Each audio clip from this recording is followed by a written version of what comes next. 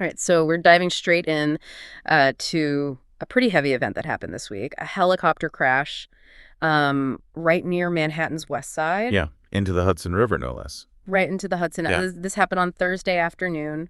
And, it's a developing story, but the details we have so far are already just Yeah, pretty awful. 6 fatalities confirmed already. 6 fatalities right out of the gate, confirmed by New York's Mayor Eric Adams at a press briefing. Yeah. And the victims include a family of 5 visiting from Spain Oh, and their pilot. oh, that's terrible. While officials are waiting to release names until families have been notified, it's being widely reported that the family is Agustín Escobar and his wife Mercè Camprubí Montal. And they were a family of 5, right? Yeah, with 3 young kids, ages 4, 5, and 11. Oh, gosh, that's so sad. It is just awful. And, it's interesting how quickly information spreads nowadays, even if it's not officially confirmed yet. Right, it speaks to how connected we all are now, but also, makes you think about how important it is for official channels to be super sensitive and respectful. Absolutely, especially when families are involved. Yeah, for sure.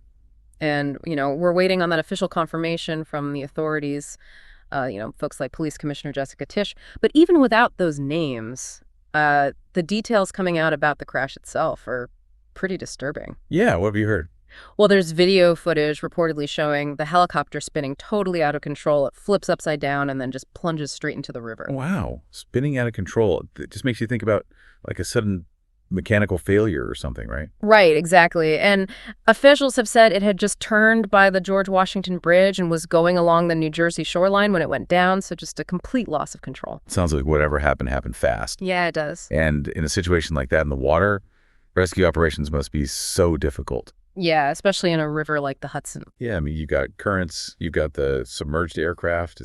It's a nightmare scenario. And they did pull people from the water, but 4 of the victims were pronounced dead right there at the scene. Oh, gosh. And the other 2 were taken to a hospital, but they died shortly after. Oh, man. Just a horrible, horrible situation. It really is. Makes you think, one minute you're on a trip, a family vacation, and the next minute They're gone. it's gone. Yeah, the fragility of life. Right, and it makes you think about, the pilot, too. It was probably just a routine flight for them, and then suddenly this happens. This event, I think, for a lot of people really brings up the question of safety, especially in big cities. Yeah, for sure, because you've got all these different types of air traffic going on.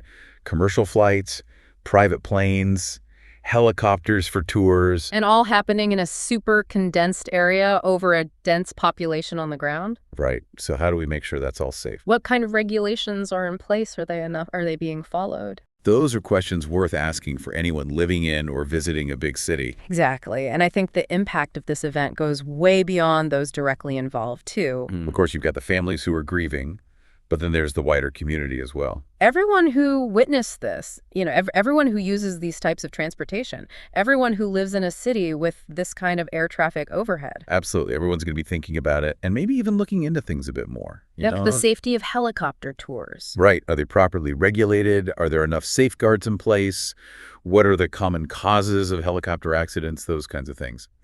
And how can we prevent something like this from happening again? It's a lot to process. It really is. But these are important conversations to have. Yeah, they are. This was a sobering event, a real tragedy, and it definitely leaves us thinking about how